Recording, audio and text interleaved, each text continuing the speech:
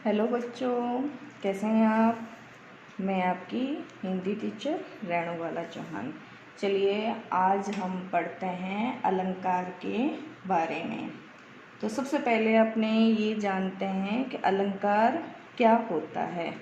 तो अलंकार का जो शाब्दिक अर्थ होता है वो होता है आभूषण, आभूषण या गहना। अब अलंकार जो शब्द है वो आप जैसे कि देख रहे हैं दो शब्दों से मिलकर बना है, अलम धन कार। अलम का तात्पर्य है शोभा, कार का तात्पर्य है करने वाला, अर्थात जो शोभा में वृद्धि करता है वह अलंकार कहलाता है। कि जिस तरह से एक कोई युवती होती है या फिर कोई सुंदर स्त्री होती है और यदि वह आभूषण पहन लेती है तो उसका सौंदर्य जिस तरह से और बढ़ जाता है, उसी तरह अलंकार काव्य के शोभा कारक तत्व कहलाते हैं, जिससे कि काव्य के सौंदर्य में वृद्धि होती है। अलम करोति इति अलंकार, अर्थात अलंकार काव्य का वह तत्व है जो उसे अलंकृत करता है। अब आगे आइए अब हम जानते हैं कि अलंकारों का महत्व या उपयोगिता या अलंकार के क्या कार्य होते हैं काव्य में। अब इसका जो पहला कार्य है, काव्य को आकर्षक बनाने के लिए हम अलंकारों का प्रयोग करते हैं। जैसे कि मैंने आपको यहाँ पर ऊपर बताया है कि कोई एक सर्वांग सुंदरी यानी कि बहुत सुंदर जो युवती होती है वो आभूषण जब धारण कर लेती है तो उसके सौंदर्य में जिस तरह से चार चांद लग जाते हैं, उसी तरह से जब अलंकार काव्य में अलंकार का प्रयोग काव्य में किया जाता है तो उसकी जो शोभा है, उसका जो सौंदर्य है और ज़्यादा बढ़ जाता है। अलंकार के बारे में अलंकारवादी जो आचार्य हैं केशव हैं, उन्होंने अलंकार का महत्व स्पष्ट करते हुए कहा है कि यद्यपि सुजाति सुलक्षणी सुवरन सरस सुवृत्त भूषण बिनु न विराज ही कविता वनिता मित, अर्थात अलंकारों के बिना, कविता और आभूषणों के बिना स्त्री शोभा नहीं पाती है, भले ही वह उत्तम जाति की हो यानी सुजाति, सुलक्षणा हो या सुंदर वर्ण।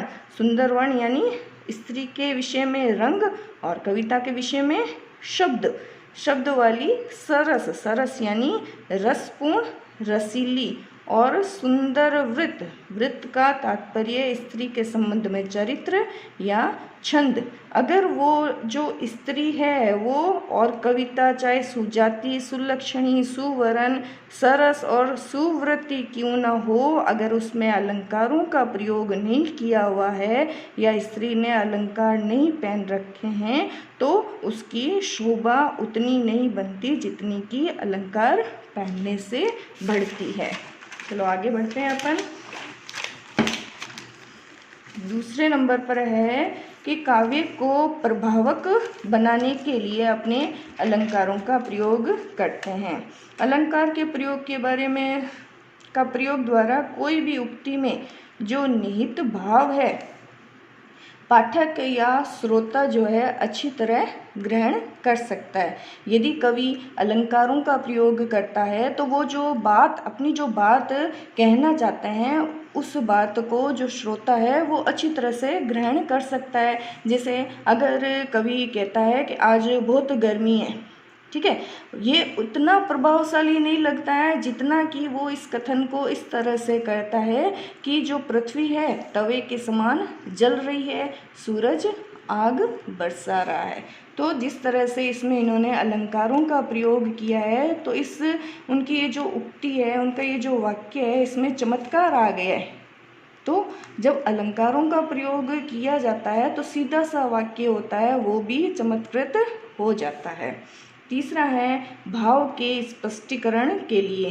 तो इसमें यह है कि आप देखेंगे कि कवि जो मन होता है वो जगत में जो नाना प्रकार की चीज़ें देखता है या जगत में जो भी वो अनुभव करता है, उस अपनी अनुभूति को वो अपनी लेखनी के माध्यम से प्रकट करना चाहता है। जब वह अपनी इस अनुभूति को सामान्य शब्दों में प्रकट नहीं कर पाता है, जो भी वो महसूस करता है उसे वो सामान्य शब्दों में व्यक्त नहीं कर पाता है, तो वो किसका सहारा लेता है? अलंकारों का सहारा लेता है। जैसे चिंता है, चिंता क्या होता है? एक अमूर्त भाव होता है, मूर्त भाव नहीं होता है। अमूर्त का तात्पर्य ये होता है जिसे हम देख नहीं सकते हैं, इसे हम महसूस कर सकते हैं, इसे बता पाना बहुत कठिन होता है।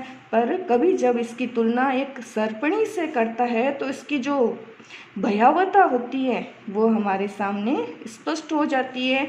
जिस तरह से कि प्रसाद ने कहा है, ओ चिंता की पहली रेखा अरी विश्व वन की व्याली, यानी इन्होंने इसकी जो समानता है एक सर्पणी से की है, तो इसकी जो चिंता, जो अमूर्त भाव है, उसकी भयावहता अपने आप ही स्पष्ट हो जाती है।